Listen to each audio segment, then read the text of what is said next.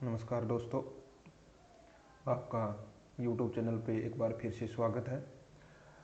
अपन ने पिछले वीडियो में पिछली क्लास जो थी अपनी उसमें सार्थक अंक और अंकों का पूर्णांकन यानी राउंडिंग ऑफ फिगर्स अपन ने पढ़ा था। तो उसके अंदर अपन ने लास्ट में एक न्यूमेरिकल के क्वेश्चन में दिए थे 3-4, ये अपने जो स्क्रीन पे दिख रहे हैं। इनका अपने को लास्ट अंक का राउंडिंग ऑफ करना था, यानी इनको हटाना था। तो आपने किया होगा, तो देख लेते हैं इसको क्या आंसर आएगा इसका। जैसे ही इस 7 को हटाना है, 7 क्या है, 5 से बड़ा है। अगर 5 से बड़ा है तो क्या होगा, पहले वाले अंक को 1 बढ़ाना पड़ेगा। अब इससे पहले वाला अंक है, इसमें 1 जोड़ना पड़ेगा। यहाँ पे लास्ट अंक 9 है। अब 9 में 1 जोड़ेंगे 10 बन जाएगा। अब 10 बनेगा तो अब 10 को 0 लिख सकते हैं, लेकिन एक उसकी जो कैरी ऑन होती है वो कैरी आगे जाएगी तो क्या हो जाएगा 5। 49 का क्या बन जाएगा 50। तो ये बन जाएगा 1.250 और 0 लगाना जरूरी है क्योंकि ये क्या है, सार्थक अंक है, पॉइंट के बाद का 0 है। इसलिए इसका क्या हो जाएगा 1.249 का हो जाएगा 50।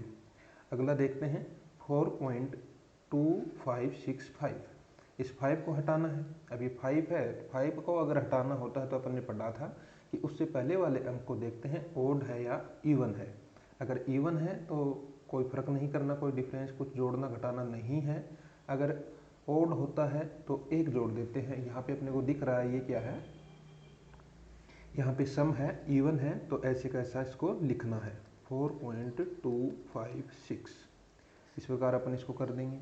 अगला देखते हैं इस 3 को हटाना। 3 क्या है, 5 से छोटा है, तो इसको हटाएंगे तो पहले वाले अंक पे क्या करना, अपने को कुछ नहीं करना है, ऐसे कैसा ही लिखना है, कोई इफेक्ट नहीं पड़ेगा 4.255।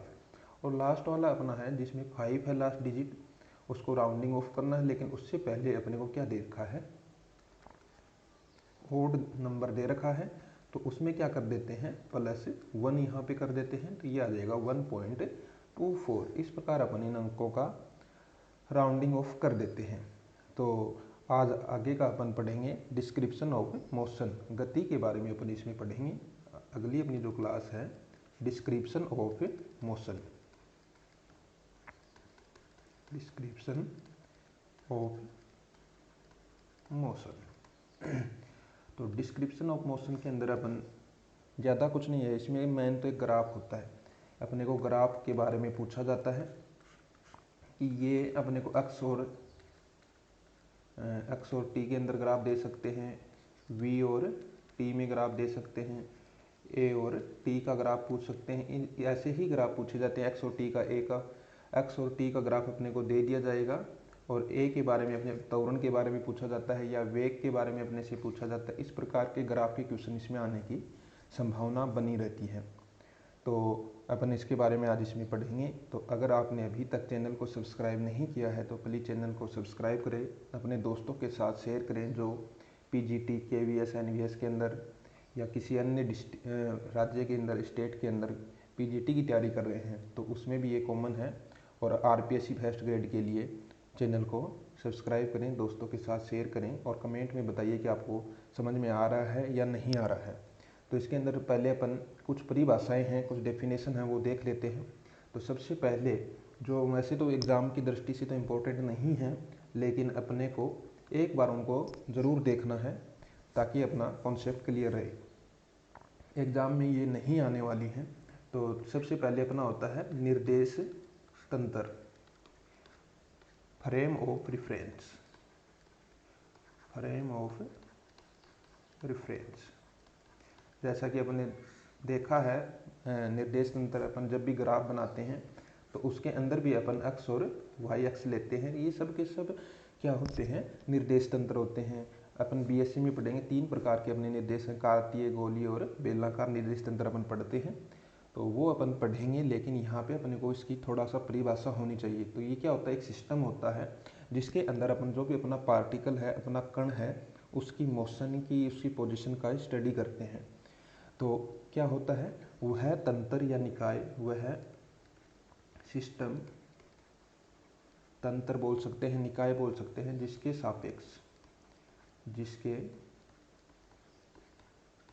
सापेक्ष जो भी अपना पार्टिकल है, पार्टिकल की मोशन का या पोजीशन का अध्ययन किया जाता है, स्टडी की जाती है, स्टडी की जाती है, अध्ययन किया जाता है, निर्देश तंत्र कहलाता है। अपने सबसे ज़्यादा तो काम में यहाँ पे आने वाला है कार्तीय निर्देश तंत्र, अपना एक्स वाई जेड। अक्ष है इसका, ये वाई अक्ष है और ये जेड अक्ष है, तीनों एक दूसरे के लंबवत होते हैं। तो ये तो अपने पहले पढ़ा हुआ है, सब जानते ही होंगे। तो ये अपना निर्देश तंत्र हो गया। उसके बाद आती है दूरी। दूरी और पथ लंबाई भी इसको अपन कहते हैं। दूरी क्या होती है? कोई भी वस्तु अगर चल रही है, कोई भी पार्टिकल है, कोई भी वस्तु है, कोई भी कण है जो चल रहा है, तो उसके द्वारा तय किए गए पथ की लंबाई, पथ की लंबाई, तय पथ की लंबाई क्या कहलाती है? दूरी कहलाती है। दूरी हमेशा धनात्मक होती है, ये अपने को ध्यान रखना है। दूरी हमेशा क्या होती है? पॉजिटिव ही होगी, नेगेटिव कभी हो ही नहीं सकती, माइनस में नहीं होगी। क्योंकि अगर कोई भी पार्टिकल यहाँ है, मान लो ये स्थिति भी, अब ये इधर जाएगा तो भी दूरी जुड़ेगी, अपन इधर जाएंगे तो भी दूरी जुड़ेगी, इधर जाएगा, कहीं भी जाएगा, दूरी हमेशा क्या रहती है? बढ़ती हुई रहती है, आगे ही चलती है, धनात्मक होती है। दूसरी, दूरी एक अदिश राशि है, स्केलर क्वांटिटी है, अदिश राशि है, स्केलर है, स्केलर क्वांटिटी है। अगर मात्रक की बात करें तो मात्रक इसका मीटर अपन MTS में लेते हैं, CGS में सेंटीमीटर भी इसका ले सकते हैं, किलोमीटर अगर इसका बड़ा मात्रक देखें तो किलोमीटर ले सकते हैं, आगे इसके मात्रक और भी बढ़ते रहते हैं। तो ये अपनी दूरी हो गई। अगर इसका V में सूत्र लिखें तो MLT के रूप में लिखते हैं, तो M0 L1 T0 लंबाई ही है तो L1 आ जाएगा। तो इस प्रकार अपनी ये दूरी हो गई। अगला अपना जो है वो है डिस्प्लेसमेंट, विस्थापन। ये छोटी छोटी परिभाषाएं हैं, लेकिन ये एग्ज़ाम की दृष्टि से इम्पोर्टेंट नहीं है, लेकिन ये अपने काम आने वाली हैं। डिस्प्लेसमेंट अगर आपको ये आती हैं तो आप वीडियो को आगे निकाल सकते हैं थोड़ा स्किप करके। अगर आपको इनको नहीं आती हैं तो इन्हें देख लीजिए। डिस्प्लेसमेंट क्या होता है? विस्थापन। कण की, अगर अपने आपको कोई पार्टिकल है, यहाँ पे है A पे, थोड़ी देर बाद मान लो वो घूमता हुआ कहीं से भी B पे पहुँच जाता है, तो दूरी की अगर बात करें तो इस जो हाँ जहाँ से गया, इस पथ की जो लंबाई है, पूरे पथ की लंबाई जो हाँ जहाँ चला है उसकी लंबाई दूरी कहलाती है। लेकिन अगर विस्थापन की बात करें तो जहाँ उसकी प्रारंभिक स्थिति, इनिशियल स्टेट है, और लास्ट यहाँ पहुँचा है, फाइनली, तो यहाँ से अगर ये सीधा इसको मिला दिया जाए तो प्रारंभिक बिंदु और अंतिम बिंदु के बीच की सीधी दूरी या न्यूनतम दूरी, तो ये क्या होती है? विस्थापन होती है। प्रारंभिक और अंतिम बिंदु के बीच की सीधी दूरी या न्यूनतम दूरी इसको अपन कहें, वो विस्थापन होती है। पथ पर निर्भर नहीं करती है, पथ पर निर्भर नहीं करती है, ठीक है। इतना पथ के ऊपर जैसे यहाँ से जाए या फिर यहाँ से जाए, विस्थापन समान होगा, या फिर इधर से घूमता हुआ भी कोई जाए तो विस्थापन समान रहता है। राशि की अगर बात करें तो सदिश राशि है। मात्रक वो ही होंगे जो अपने दूरी के थे। और अगर बात करें पॉजिटिव की, पॉजिटिव भी हो सकती है, जीरो भी हो सकती है, और नेगेटिव, तीनों प्रकार की ये हो सकती है। और दूरी और पथ लंबाई का न्यूनतम मान, जो भी अपनी दूरी है और या पथ की लंबाई है, उसका न्यूनतम मान विस्थापन होता है। यानी विस्थापन सबसे छोटी दूरी होती है। यानी कोई भी दो बिंदु अपने को दे रखे हैं, उनके बीच की न्यूनतम दूरी विस्थापन होती है। यानी इनको अगर सीधा मिलाएंगे तो यही न्यूनतम होगी और यही इनका विस्थापन होता है। तो यानी कोई भी दो बिंदुओं के बीच की न्यूनतम दूरी विस्थापन होती है। तो यहाँ से एक अपना संबंध बनता है, विस्थापन हमेशा या छोटा होगा या बराबर होगा किसके? दूरी के। तो ये अपने लिए इम्पोर्टेंट है, इसको कॉपी में लिख लेना, विस्थापन और दूरी, ये संबंध वाला। आगे अपना जो टॉपिक आता है इसके अंदर औसत वेग, एवरेज वेलोसिटी,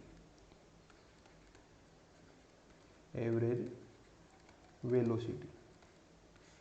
एवरेज वेलोसिटी में क्या होता है कि कण हमेशा कभी तो थोड़ा तेज चलेगा, फिर थोड़ा धीरा चलेगा, फिर रुक जाएगा, मतलब ऐसे कुछ समय के लिए। जैसे v1 वेग से चला t1 के लिए, v2 वेग से चला t2 समय के लिए, v3 वेग से चला t3, इस प्रकार का अपने को दिया जाएगा और अपने से पूछा जाएगा पूरी मतलब इतने समय के लिए, यानी पूरे समय के लिए या कितना भी समय अपने को दिया जाएगा, उसके लिए कहा जाएगा कि इसका औसत वेग ज्ञात करो। या फिर अपने को दे सकता है कि x1 दूरी चला t1 समय में, x2 दूरी चला, x3 दूरी चला, इस प्रकार अपने को दूरी दे सकता है और समय तो देगा ही देगा। या फिर दूरी और वेग दे सकता है, इस प्रकार अपने को कुछ भी दे सकता है। तो औसत वेग अगर अपने को एवरेज वेलोसिटी उसकी निकालनी है तो क्या करेंगे, वेग क्या होता है, विस्थापन अपॉन समय, ये अपना होता है। अब एवरेज निकालना तो यहाँ लगा देते हैं कुल विस्थापन अपॉन कुल समय, ये अपना total displacement upon total time. अब जैसे दूरी और समय अपने को दे रखा है तो x1 plus x2 plus x3 तक जोड़ देंगे, जितनी अपने को दूरियां विस्थापन दे रखे हैं, अपॉन में जितना इनमें समय लगा है, इसको एक साथ जोड़ के लिख सकते हैं। तो इस प्रकार अपन निकाल सकते हैं। दूसरा, अगर अपने को वेग और समय दे रखा है तो v1 t1, v2 t2 plus v3 t3 upon इसमें भी अपन, ये क्या आ गया v1 t1, वेग गुणा समय क्या होता है, विस्थापन होता है। यानी सारे विस्थापन जोड़ दिए अपन ने, अब इसमें समय भी जोड़ देते हैं। इस प्रकार अपन निकाल सकते हैं। अगर अपने को x1 और v1 ही दे रखे हैं तो ऊपर तो अपन x1 plus x2 plus x3 कुल विस्थापन आ गया। अब अपने को यहाँ पे कुल समय चाहिए, तो कुल समय क्या होगा, x1 अपॉन v1, पहले के अंदर लगा समय, प्लस x2 अपॉन v2, दूसरे के अंदर लगा समय, और x3 अपॉन v3। इस प्रकार अपन अगर अपना कॉन्सेप्ट क्लियर है तो जो भी फॉर्मूला अपने को याद नहीं रखना है इनमें से कुछ भी, अपन जो ऐसा अपने को दे रखा है अपने को यही याद रखना है, total displacement upon total time, इसकी सहायता से अपन निकाल सकते हैं। तो इस प्रकार अपन इसको सोल्व करेंगे। जो भी अपना क्वेश्चन आएगा, अपन क्वेश्चन 2-4 वीडियो हो जाते हैं, 4-5 चैप्टर होने के बाद उनके सबके क्वेश्चन एक साथ करेंगे। इसके बाद अपन देखते हैं कुछ ग्राफ। तो ग्राफ के अंदर सबसे पहले अपन लेते हैं x और t के अंदर, x और t के अंदर कुछ ग्राफ देख लेते हैं विस्थापन और समय के। अगर इधर अपना t है, इधर अपना x है। अगर अपना ग्राफ इस प्रकार का आ रहा है, सीधी लाइन t के सापेक्ष समांतर लाइन आ रही है, पैरेलल लाइन आ रही है t के, तो इसका मतलब है कण क्या है, स्टेबल है, स्थिर वस्तु है, कोई स्थिर है, चल नहीं रहा है, समय के साथ स्थिति में परिवर्तन नहीं हो रहा है। तो इस प्रकार का अगर अपना ग्राफ आता है समय और विस्थापन में, अगर इनको अपन याद नहीं रखते हैं तो थोड़ा सा समझ के भी अपन इसको कर सकते हैं। जैसे कि ये अपना मूल बिंदु है, यहाँ से अपन इधर जा रहे हैं, तो समय तो हमेशा बढ़ता रहेगा, समय तो रुकने वाला है नहीं। अब जैसे जैसे समय बढ़ रहा है इसकी स्थिति में कोई परिवर्तन नहीं हो रहा है, अक्स का वो ही मान है जो t बराबर 0 पे था और थोड़ी देर बाद भी वो ही है। तो इसका मतलब क्या है कि कण समय के साथ परिवर्तन स्थिति को परिवर्तित नहीं कर रहा है, इसका मतलब कण क्या है, स्थिर है। तो अगला अपना जो ग्राफ है उसको भी देख लेते हैं। इसके 7-8 ग्राफ हैं, उनको अपने को ध्यान में रखना है। ये अपना दे रखा है, अगर मान लो कण इस प्रकार अपने को दे रखा है, इस प्रकार का ग्राफ अगर दे रखा है तो अपन देख रहे हैं कि धीरे धीरे जैसे जैसे समय बढ़ रहा है, इधर जाएंगे समय बढ़ रहा है, वैसे वैसे स्थिति भी इसकी परिवर्तित हो रही है और एकदम सीधी लाइन आ रही है। अगर लाइन एकदम सीधी आ रही है तो अपन कहेंगे कि कण एक समान गति से चल रहा है, एक समान गति है, एक समान गति, यानी कोई इसमें त्वरण वगैरह इसमें नहीं है, उसी वेग से चल रहा है।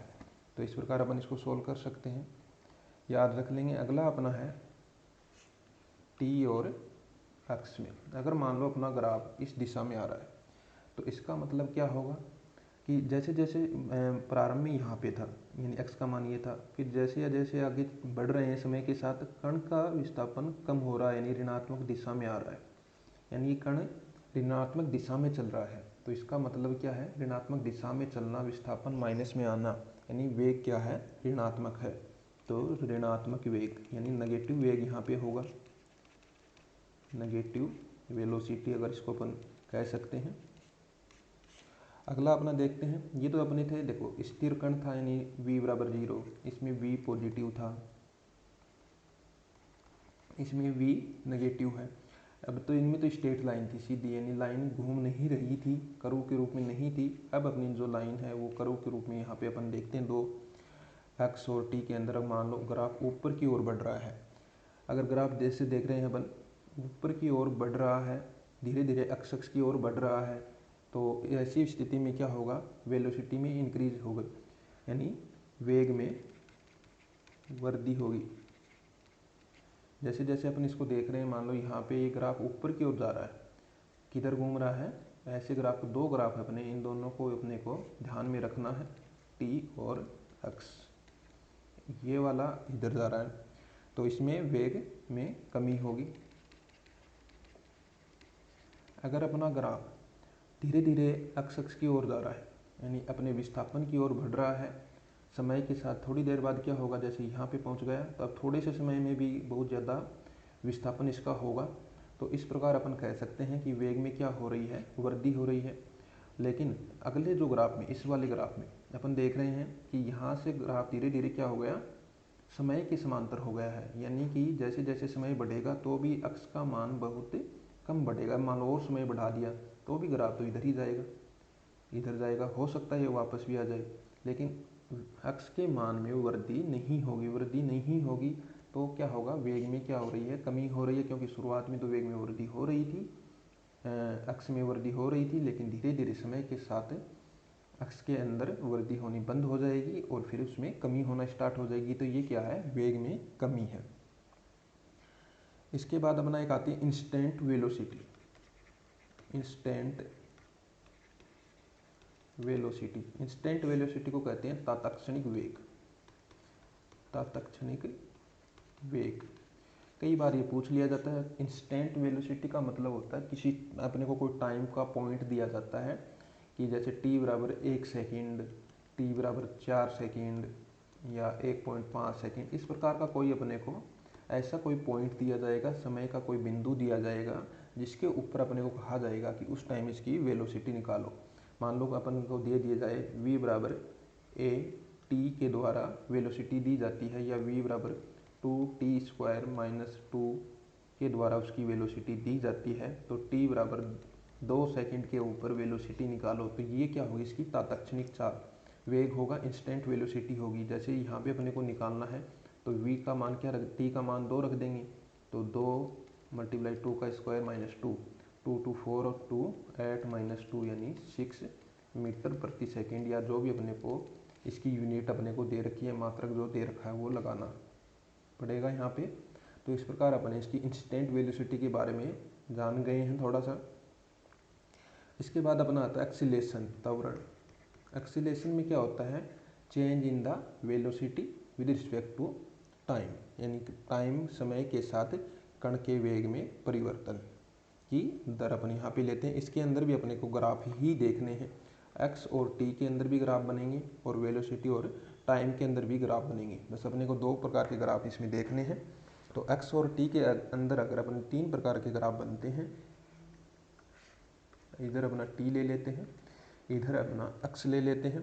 यहाँ पे अगर अपना ग्राफ ऊपर की ओर बढ़ रहा है, यानी नीचे से जाके ऊपर की ओर जा रहा है, तो यहाँ पे अपन कहेंगे ए क्या है, पॉजिटिव है, क्योंकि पहले जैसे ये आ रहा है, यहाँ से अगर देखें तो धीरे धीरे पहले कण का विस्थापन नेगेटिव डायरेक्शन में था, लेकिन धीरे धीरे वो पॉजिटिव डायरेक्शन में हुआ है और टाइम के साथ तेज़ी से बढ़ने भी लगा है। जैसे जैसे तेज़ी से बढ़ेगा तो क्या हुआ है, वेग में वृद्धि हुई है, यानी वेग में अपन ने पहले वाला ग्राफ देखा था वैसा ही है, वेग में वृद्धि अगर हुई है तो ए क्या है, पॉजिटिव है। अगला अपना ग्राफ है, इसका उल्टा आता है,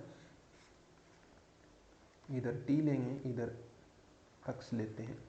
अगर अपना ग्राफ इसका उल्टा है, जैसे अपने पहले बनाया इसका उल्टा, यानी पहले तेज़ी से बढ़ रहा है, उसके बाद कम हुआ है, बढ़ना एक्स का मान चेंज होना कम हुआ है, और उसके बाद माइनस डायरेक्शन में आना स्टार्ट हो गया, यानी कम होना स्टार्ट हो गया है। यानी कि पहले एक्स का मान बढ़ रहा था, उसके बाद यहाँ पे कांस्टेंट हुआ है बीच में, और उसके बाद यहाँ पे कम होना स्टार्ट हो गया है। तो ऐसे कंडीशन के लिए वेग में कमी हो रही है। पहले वेग में इतना था, फिर वेग धीरे धीरे कम हुआ और अब नेगेटिव डायरेक्शन में वेग आ चुका है। अगर ऐसी कंडीशन है तो ए का मान क्या होगा, नेगेटिव होता है।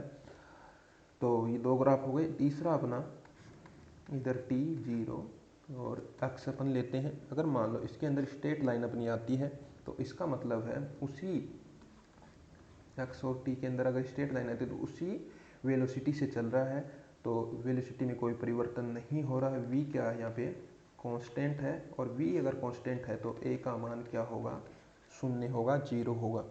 तो इस प्रकार अपने पॉजिटिव, नेगेटिव और एक्सीलरेशन का मान यहाँ पे जीरो होता है। ये एक्स और टी के लिए है, ये अपने को ध्यान में रखना है। किसके लिए है, एक्स और टी के लिए अपने को यहाँ पे दिया है। इसके बाद अपना जो ग्राफ आता है वो आता है वी और टी में, वेग और समय में। वेग और समय के अंदर अपन देख लेते हैं, वेग और समय में ज़्यादा कोई, जैसे ही अपने एक्स और टी के लिए देखा था वैसे ही वी और टी के लिए होगा। अगर मान लो अपना ऐसे ऊपर की ओर ग्राफ बढ़ रहा है तो क्या होगा, धनात्मक दिशा में गति करेगा, और ए का मान क्या होगा, ये दिख रहा है अपने को, वेग का मान क्या हो रहा है, धीरे धीरे समय के साथ बढ़ रहा है, तो ए क्या है, पॉजिटिव है, और वी का मान भी क्या है, यहाँ जीरो, नीचे की ओर नेगेटिव होता है और ऊपर की ओर पॉजिटिव होता है। तो ये मूल बिंदु से ऊपर की ओर जाते हैं ना, वाई एक्स पे, तो पॉजिटिव आता है, और वी का मान भी क्या है, पॉजिटिव है। पॉजिटिव है तो मतलब धनात्मक दिशा में ही चल रहा है, तो ये अपना ग्राफ हो जाएगा। अगर वेग का मान बढ़ रहा है, समय के साथ क्या हो रहा है, बढ़ रहा है, तो ए पॉजिटिव है। दूसरा, इधर टी लिया, इधर मूल बिंदु अपना ओ आ गया, ये वी आ गया। अगर अपना ग्राफ ऐसे है नीचे की ओर, अगर ग्राफ नीचे की ओर है तो यहाँ पे अपन देख रहे हैं टी बराबर जीरो पे यहाँ पे वेग का मान था। थोड़ी देर बाद देख रहे हैं कि टी बढ़ने पे वेग का मान क्या हो रहा है, यहाँ से यहाँ आ गया, कम हो रहा है। कम हो रहा है तो ए का मान यहाँ पे नेगेटिव होगा, और कण अब भी कहाँ पे है, धनात्मक है। वी क्या है, पॉजिटिव है, धनात्मक दिशा में चल रहा है। इस प्रकार अपन दो ग्राफ हो गए। अगला ग्राफ अपन देख लेते हैं, इधर अपना टी लेते हैं हर बार, इधर वी। तो अगर मान लेते हैं कि कण, ये वाला ग्राफ अगर नीचे की ओर बनता, कहीं अगर नीचे की ओर बनता तो इधर अपने को पता है वी का मान क्या है, नेगेटिव है, माइनस वाई एक्स पे है।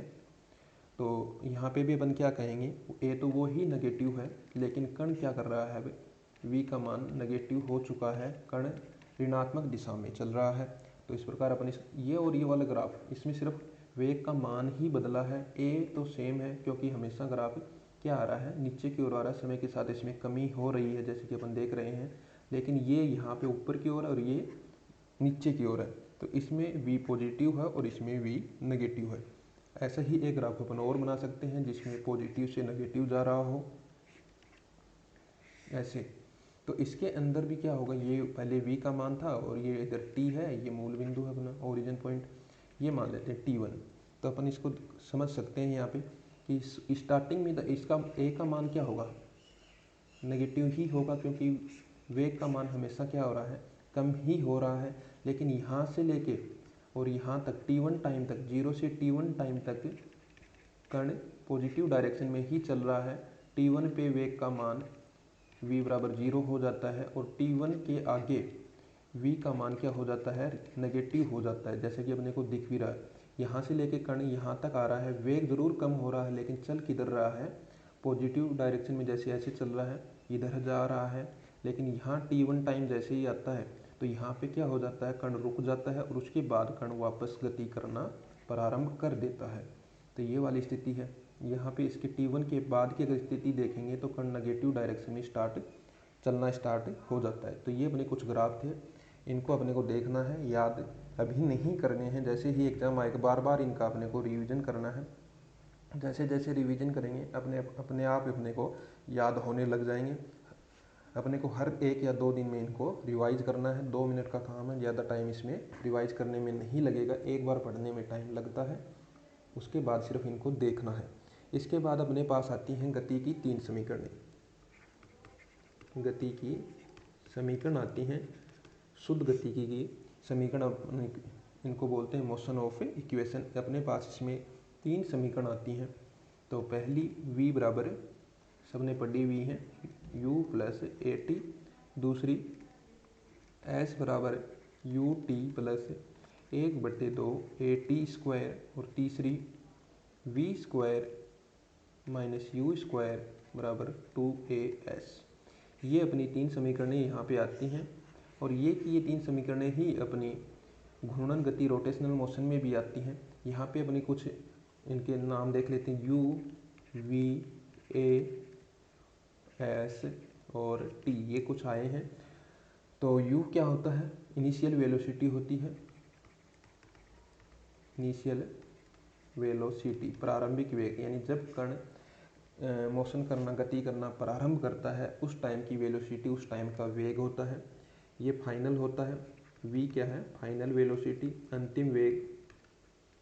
A क्या होता है? त्वरण एक्सीलरेशन होता है। S विस्थापन या दूरी होती है और T का अपने को पता है समय। तो ये अपने को तीनों समीकरणें भी याद करनी है। और इसके बाद अपनी एक इम्पोर्टेंट समीकरण और आती है, n वें सेकंड में तय की गई दूरी, यानी अपने को दे दिया जाता है कि t बराबर 10वें सेकंड में कण के द्वारा तय की गई दूरी ज्ञात कीजिए। तो इसके लिए अपने को मान लो 10 सेकंड की पूछे कि 10वें सेकंड में, 10 सेकंड तक पूछे तो इसके द्वारा निकाल देते हैं t बराबर 10 रख के। लेकिन 10वें सेकंड अकेले में अगर पूछे जैसे अपने को, तो अपन क्या करते हैं, जैसे ही 10वें में पूछेगा तो अपने को एक तो S10 निकालना पड़ेगा 10 सेकंड तक, उसमें से घटाना पड़ेगा S9, यानी कि 10वें सेकंड तक की दूरी माइनस 9वें सेकंड तक की दूरी घटा देंगे तो 10वें सेकंड की आ जाएगी अकेले की। तो इस प्रकार अपने आता है। तो इसका जो मान होता है nवें सेकंड में तय की गई दूरी, इसको अगर घटाएंगे तो u Sn बराबर u प्लस 1/2 a 2n-1, ये अपना यहाँ से फॉर्मूला आता है। अगर आपको याद नहीं है तो आप इसको निकाल भी सकते हैं। कहाँ से निकालेंगे? इसमें Sn रख सकते हैं और इसमें से Sn-1 घटा देंगे। Sn माइनस Sn-1, n पहले n रखा हुआ है और t की जगह n रख देंगे और फिर t की जगह n-1 रख के इसमें से घटा देंगे, तो ये वाली समीकरण अपनी आ जाती है। तो इस प्रकार अपन इसको देख लेंगे। अपने एक इम्पोर्टेंट यहाँ पे और आता है, जो भी अपना वेग, समय, वेलोसिटी और टाइम का ग्राफ होता है, वेलोसिटी और टाइम का ग्राफ, वेलोसिटी टाइम ग्राफ का एरिया, वेलोसिटी टाइम ग्राफ का एरिया अपने को क्या बताता है? डिस्प्लेसमेंट। ये अपने को ध्यान रखना है। यानी कि अपना कोई भी अगर ग्राफ है, जैसे कोई ग्राफ है, इसके ऊपर अपने एक तरफ मान लो वेलोसिटी ले ली है, एक तरफ अपने टी ले लिया टाइम। अगर इस ग्राफ का, जैसे ये ग्राफ बना हुआ है इतना, तो इसका अगर ये एरिया देखेंगे अपन, तो ये क्या बताता है अपने को? कोई भी अगर अपना ग्राफ दे रखा है और उसका एरिया, उसका क्षेत्रफल अपने को पूछे कि ये क्या बताएगा, तो उनकी दोनों अक्ष के ऊपर जो लिखा उनको मल्टीप्लाई कर दो, वो ही अपना एरिया होता है, v मल्टीप्लाई टी। अब वेग गुणा समय, वेग को अगर समय से गुणा करेंगे तो क्या आएगा? विस्थापन। इसलिए अपने को पता है, अगर अपने को यहाँ पे दे दे, एक तरफ a दे दे, एक तरफ t दे दे, और अगर इसका क्षेत्रफल अपने को पूछे कि ये इस प्रकार है, तो इसका ये क्षेत्रफल क्या बताएगा? तो ये अपना बताएगा वेग का मान। तो अपन इस प्रकार इसको देख सकते हैं। जो भी अपना ग्राफ दिया जाता है, उनकी दोनों अक्षों के ऊपर जो भी अपन लिखते हैं उनको अगर मल्टीप्लाई करते हैं तो वो उसका एरिया बताता है। उसके बाद अपनी इसमें आता है रिलेटिव मोशन। रिलेटिव मोशन में क्या होता है? एक वस्तु के सापेक्ष दूसरी वस्तु चलती है।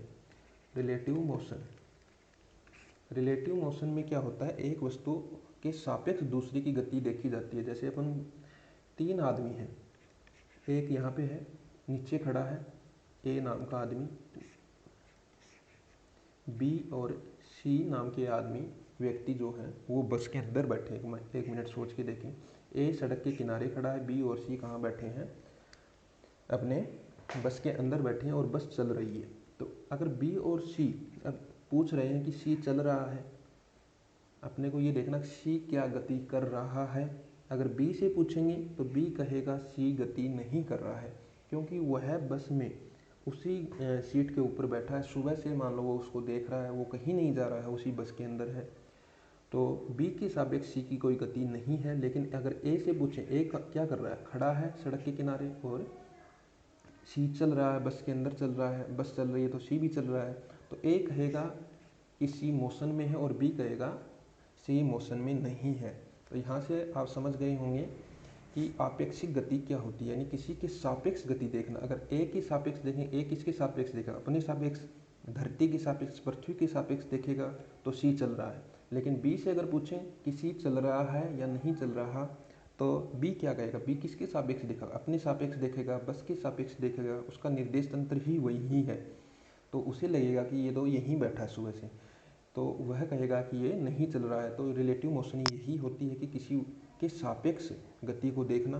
तो यहाँ पे अपने पास एक याद रखना, एक्स बी ए, ये सिंबल के द्वारा लिखते हैं, तो ये होता है X B minus X A होता है, और इसका मतलब है position of B, position of B, position of B relative to A, relative to A के सापेक्ष बी की स्थिति। तो जैसे पहले लिखा होता है एक्स बी ए, तो बी का मतलब है एक्स बी ए, अगर पहले बी लिखा है तो पोजीशन है बी की किसके सापेक्ष, ए के सापेक्ष, एक्स ए बी होता, तो ये उसका उल्टा हो जाता x a minus x b, तो ये क्या होता, position of a relative to b, यानी एक्स ए बी अगर अपन लिखते हैं तो एक्स ए बी का मतलब है ए की स्थिति बी के सापेक्ष, तो ये होगा। अगर इसी प्रकार वेलोसिटी में ये तो विस्थापन डिस्प्लेसमेंट था, स्थिति थी, तो वी बी ए लिख सकते हैं, वी ए बी लिख सकते हैं, वी बी ए का मतलब है V B minus V A, velocity of B with respect to A, यानी ए के सापेक्ष बी की वेलोसिटी या बी का वेग। इसी प्रकार लिख सकते हैं वी ए बी को लिखेंगे v a minus v b, ये क्या होगा, velocity of a relative to या विद रिस्पेक्ट टू बी, यानी ए का वेग बी के सापेक्ष अगर अपने को देखना है तो ये लिखेंगे, और यहाँ से अपन देख रहे हैं वी ए बी बराबर क्या है, माइनस वी बी ए, तो ये अपना आ जाएगा। तो इस प्रकार अपन गति के बारे में पढ़ लिया है अपन ने। इसके बाद दो लाइनें 2D गति की ओर देख लेते हैं। 2D गति, 2D का मतलब होता है, ये तो अपनी लीनियर मोशन थी, एक लाइन में गति थी, लीनियर मोशन थी। अब आती है 2D गति, मोशन इन प्लेन, प्लेन के अंदर, समतल के अंदर गति होगी 2D।